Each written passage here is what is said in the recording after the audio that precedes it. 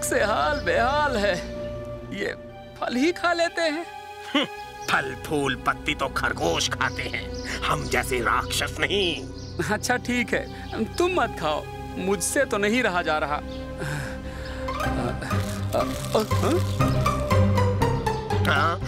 खरगोश पकड़ो पकड़ो, भागने ना पाए।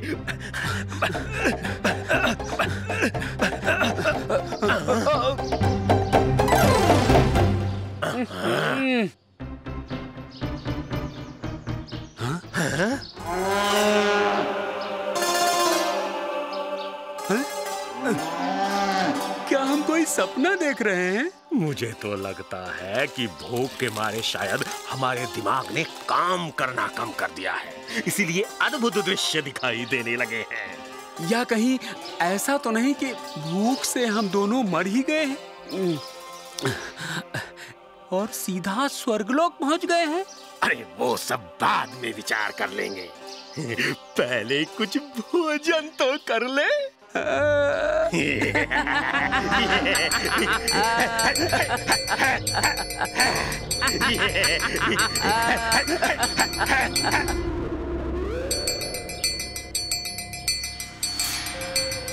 बलदाऊ, आप ये घंटी की आवाज सुन रहे हैं?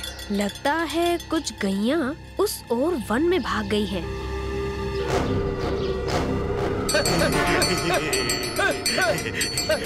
आज तो पेट भरकर भोजन मिलेगा।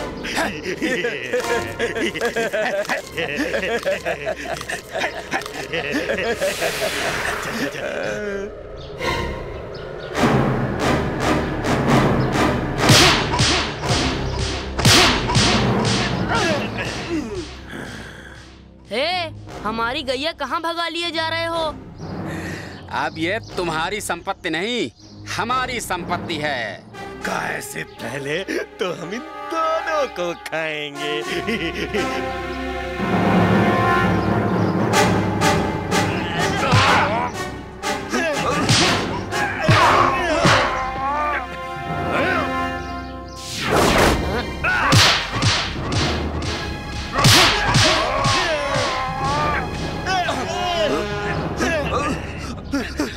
चलो पापा भागो।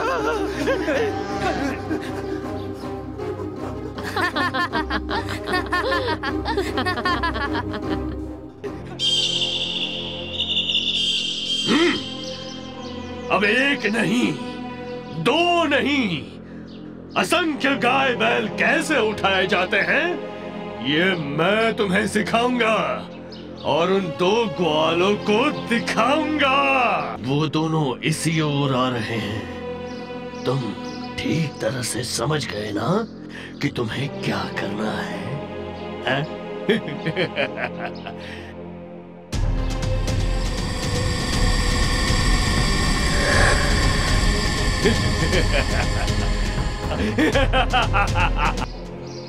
अरे कान्हा, देखो तो, वहाँ कोई साधु बैठे हैं। प्रणाम मुनिवर। मुनिवर, आप बहुत पीड़ा में प्रतीत होते हैं। यदि हमारे योग्य कोई सेवा हो। बेटा, पहाड़ी की दूसरी ओर एक मीठे जल का झरना बहता है, जिसका पानी मेरी पीड़ा और थकान दोनों ही मिटा देगा। उसके लिए आप चिंतित ना हो मुनिवर, आप कृपया यहीं प्रतीक्षा करें। हम मीठे झरने का जल आपके कमंडल में भरकर शीघ्र ही लौट आएंगे।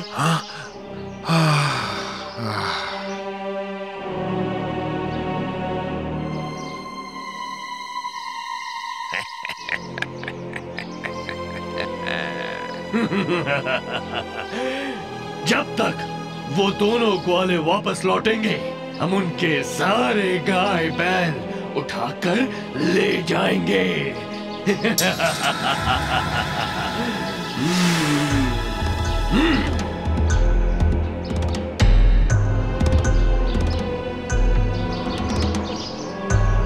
अरे कान्हा, बलदाऊ, हम कब से तुम्हारी प्रतीक्षा कर रहे हैं। यहाँ हमारे गाय बैल सुरक्षित नहीं है, सो इन्हें वापस एकत्र कर लो और इन्हें पहाड़ी की ओर ले जाने में मेरी सहायता करो।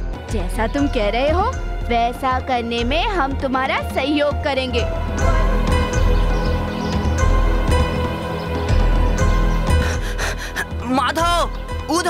रुक जाओ। तुम तो हमारे आगे चल रहे थे। वो बहरूपिये हैं, हमारी गाय चुराना चाहते हैं। बहरूपिये तो यही दोनों हैं। इन्हीं के खतरे की वजह से हम गाय वृंदावन से ले जा रहे हैं। बहरूपिया कौन है उसका निर्णय अभी हो जाएगा।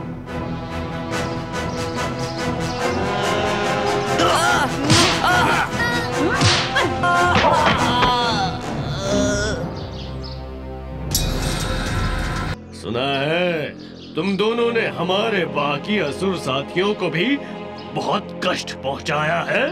आज तुम्हारे गाय बैल के साथ साथ तुम्हें भी अपना भोजन बनाकर मैं समस्त असुर जाति को तुमसे मुक्ति दिला दूंगा।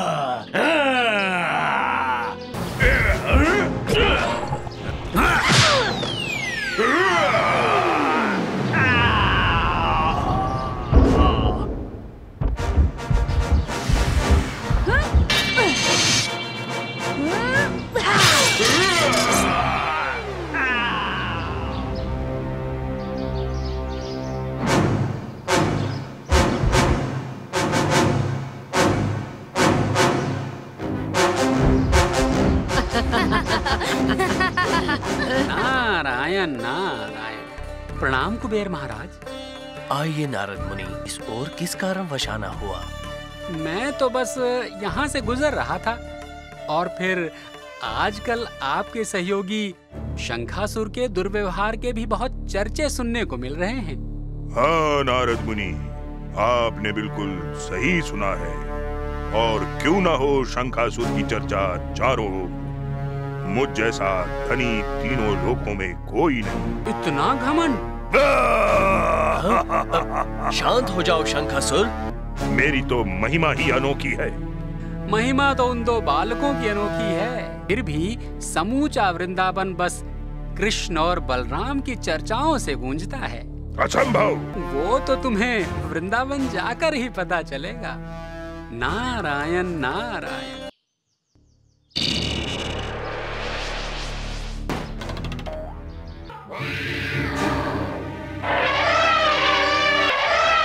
अरे पागल हाथी!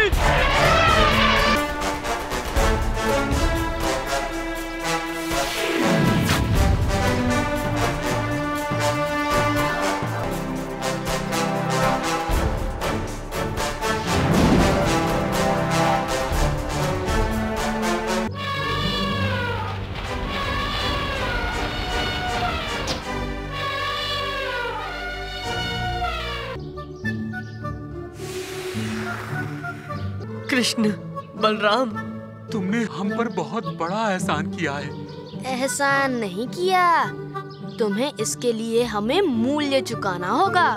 मूल्य? पूरी एक एक हंडी माखन सबसे लेंगे।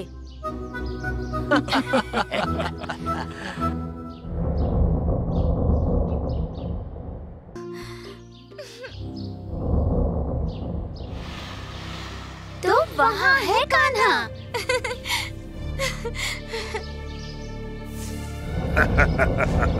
तुम गोपियाँ शायद मुझे ही खोज रही हो, है ना? हम तुम्हें नहीं खोज रहे थे। छोड़ो हमें, छोड़ो। हमें इस शंका से बचाओ। छोड़ो हमें, छोड़ो।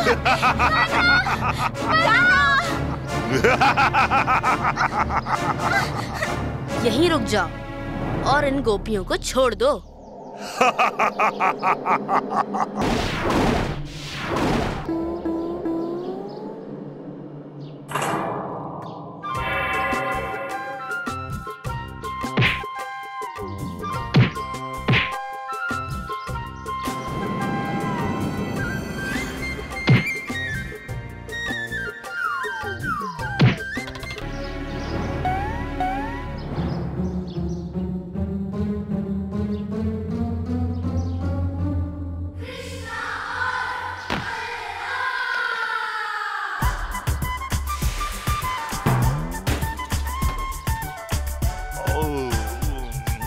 इस अनमोल शंख के कारण ही तुम्हें इतना घमंड है ना?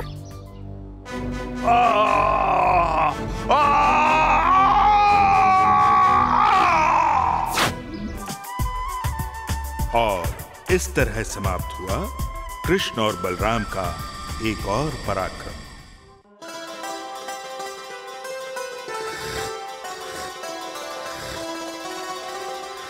श्री कृष्ण।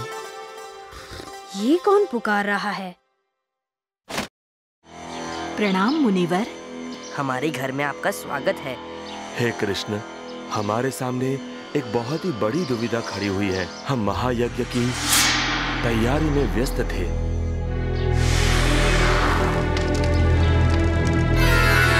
जब एक राक्षस हमारे आश्रम में चोरी छुपे आ गया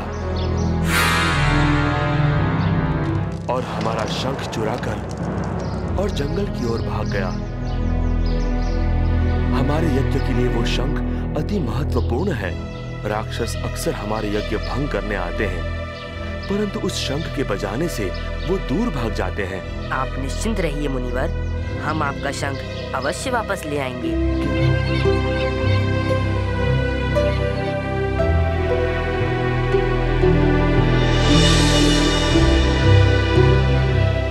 कान्हा, एक लंबी सांस लो। जी बलदाऊ।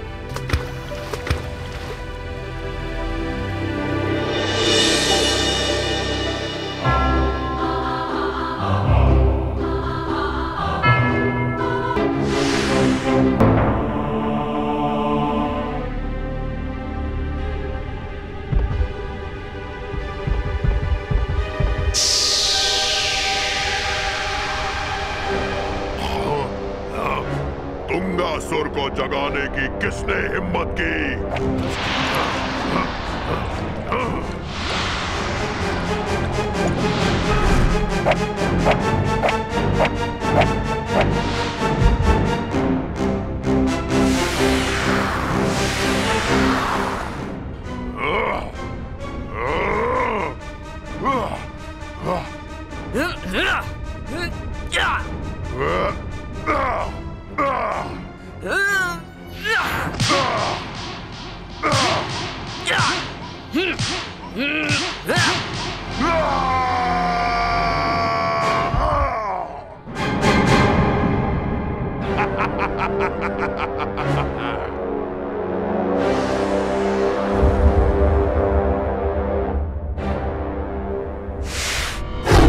उस शंख को बजाने से राक्षस दूर भाग जाते हैं।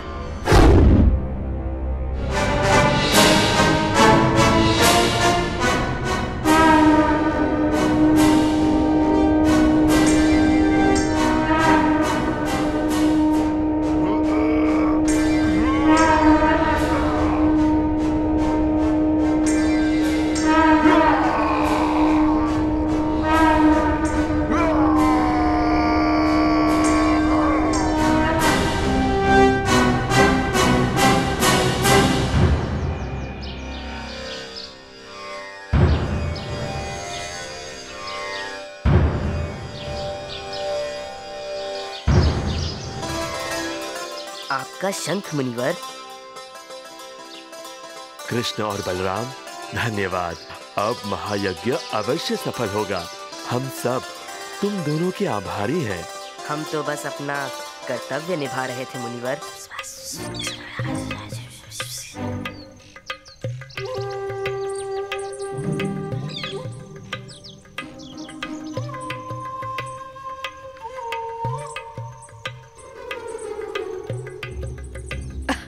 अरे राधा, आमला, तनिक ठहरो तो।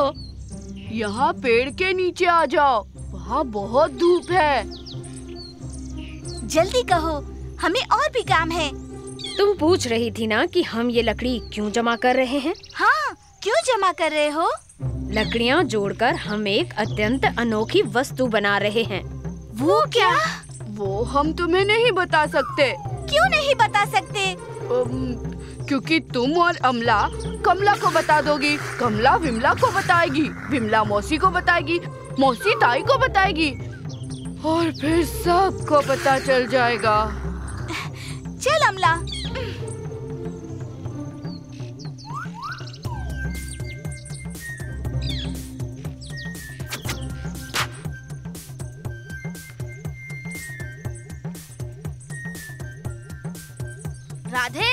राधा, राधे, अरे सुनो तो, राधे, राधा।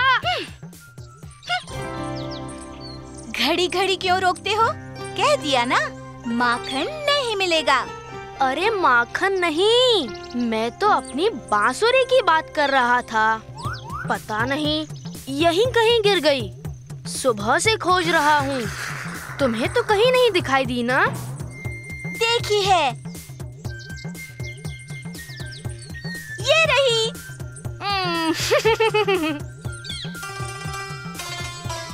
हाँ?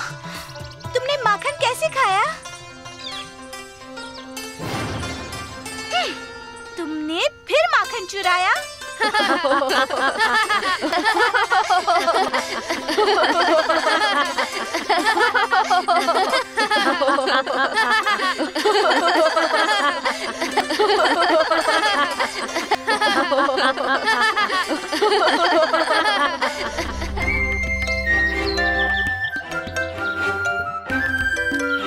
चलो कान्हा, खेतों में जाने से पहले तालाब में एक डुबकी लगाएं।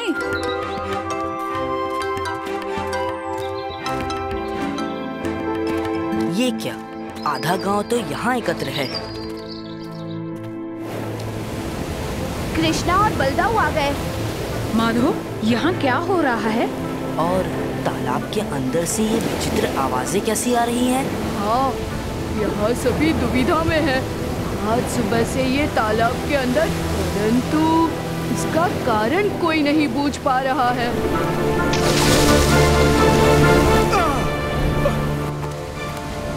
ये तो स्वयं देव अपम नापट हैं। जल और अग्नि दोनों ही तत्वों के देव। ये जल स्थलों के अंदर ही वास करते हैं।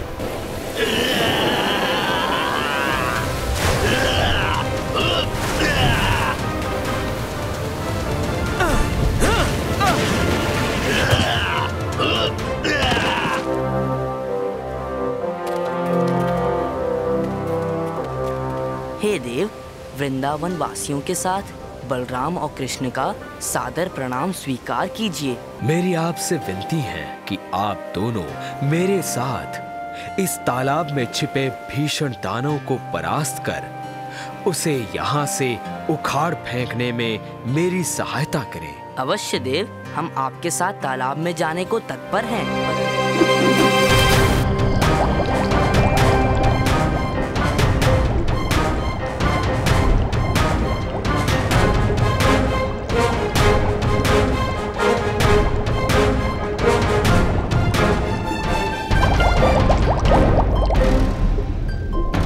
परंतु ये दानव तो धरती में जमा हुआ था, फिर अपनी जगह से गया कहाँ?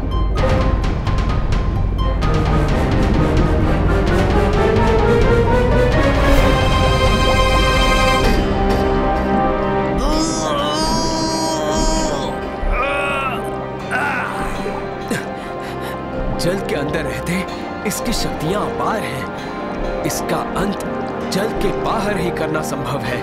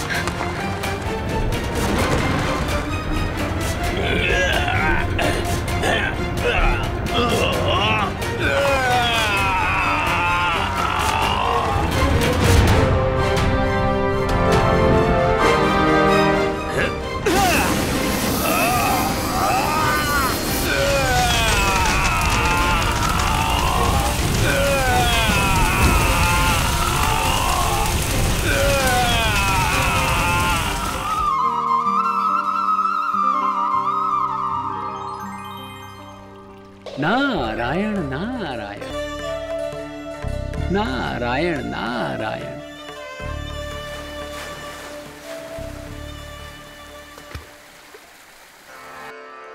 ओम सूर्याय नमः। नारायण नारायण, ये कैसा अनर्थ है प्रभु? मेरी वीणा कहाँ गायब हो गई? उसके बिना तो आपका ये भक्त आधा अधूरा है। अभी तो यहीं रखी थी, पता नहीं कहाँ गायब हो गई। वीणा को ढूंढना होगा। कान्हा, नारायण नारायण। क्या हुआ मुनिवर नारद? आप कुछ चिंतित लग रहे हैं। और आपकी वीणा कहाँ है? क्या बताऊं, सूर्योदय के उपरांत मैं उस नदी पर स्नान करने आया था। मैंने अपनी वीणा को संभाल के तट पर रख दिया और नदी में स्नान करने चला गया। वापस आकर देखा तो मेरी वीणा गायब। चिंता ना करें मुनिवर, मैं और बलदाव आपको आपकी वीणा वापस जरूर ला कर देंगे।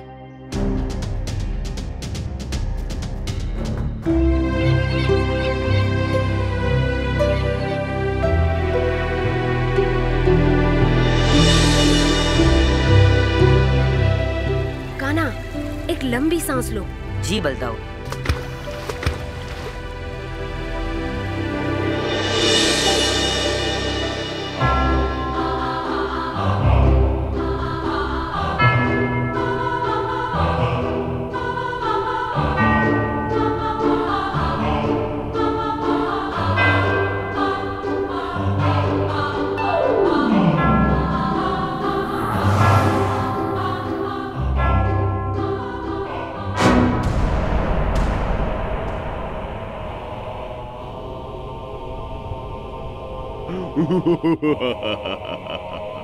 मैं बावलासुर तुम दोनों का स्वागत करता हूँ। आओ, मैं तुम दोनों को एक अद्भुत खेल दिखाता हूँ। आओ।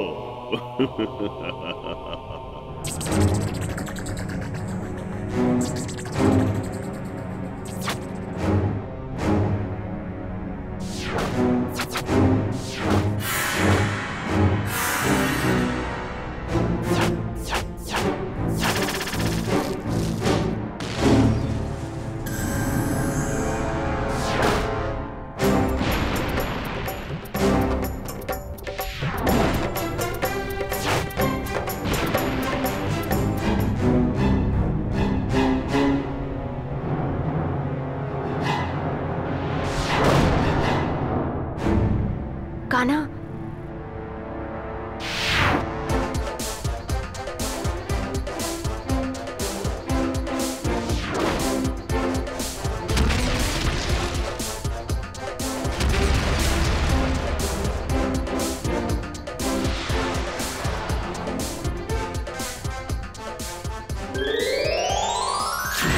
मेरा नाम दीना है और मैं एक ऋषि हूँ। एक महान ऋषि के श्राप ने मुझे बावलासुर राक्षस बना दिया था।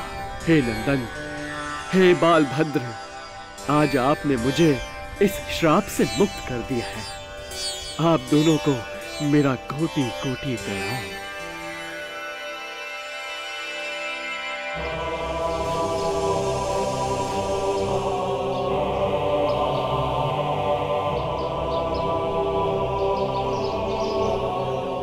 कृष्ण और बलराम, आप दोनों का बहुत बहुत धन्यवाद। अब मैं आराम से तट पर बैठकर अपना जप प्रारंभ करूंगा।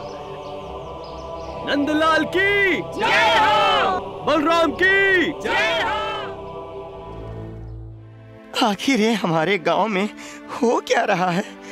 एक के बाद एक विचित्र दुर्घटनाएं घटी जा रही हैं और हर ओर जैसे उदासी और बदहाली छा गई है। हे भगवान, ये शनि ग्रह का प्रकोप है जो वृंदावन पर आ पड़ा है। क्या शनिदेव का प्रकोप? जी हाँ नंद महाराज, वृंदावन वासियों को इसके हानिकारक प्रभाव से बचाने के लिए और शनिदेव को प्रसन्न करने के लिए एक बड़ी पूजा का आयोजन करना होगा।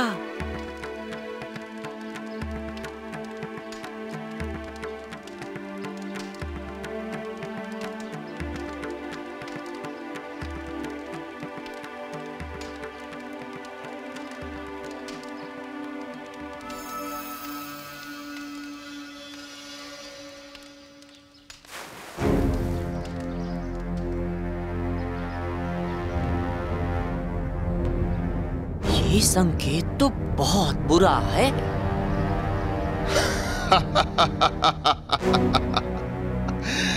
शनि की परिक्रमा को कोई नहीं टाल सकता।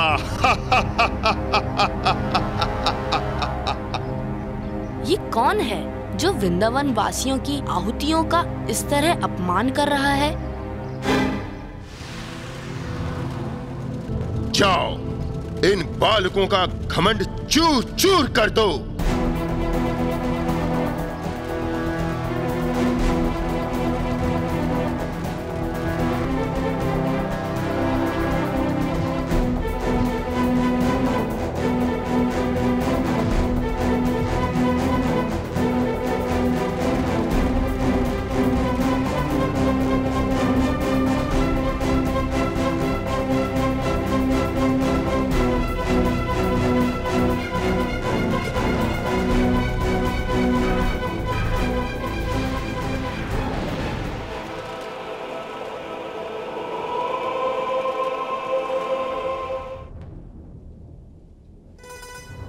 उठो और मेरे आदेश की पूर्ति करो।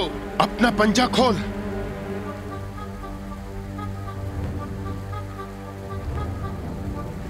अब तुम स्वयं मेरा कहर देखोगे।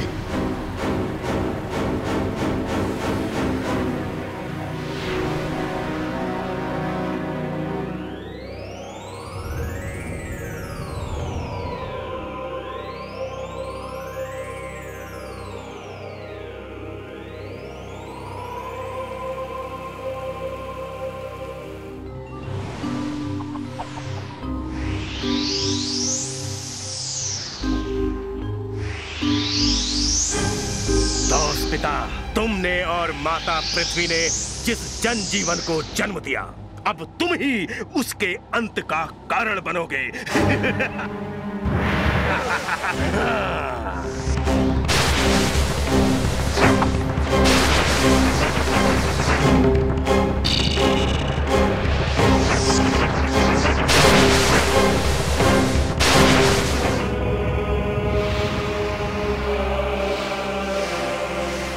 कृष्ण, श्री बलराम, दौस पिता पर असुरों ने आक्रमण बोल दिया है और दौस के अपने स्थान से नीचे गिरने मात्र से इस धरती का सभी जनजीवन नष्ट हो सकता है। आप चिंतित न हो पृथ्वी देवी, वे असुर अपने दुष्ट इरादों में कदापि कामयाब नहीं होंगे।